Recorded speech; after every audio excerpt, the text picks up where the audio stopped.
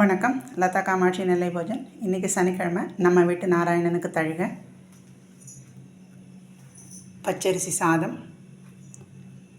பச்சை மிளகா சாம்பார், பாசி பருப்பில் தான் சாம்பார். இன்றைக்கி கேரட்டு, அவரைக்காய், சௌச்சோ, மாங்காய் போட்டு சாம்பார்.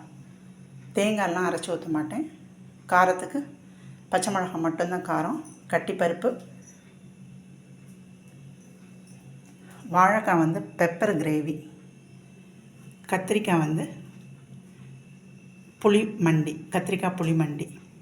இதுதான் இன்றைக்கி நம்ம வீட்டு நாராயணனுக்கு சிறப்பு தழுகை. நம்ம வீட்டு லன்ச் மெனுவும் இது தான்.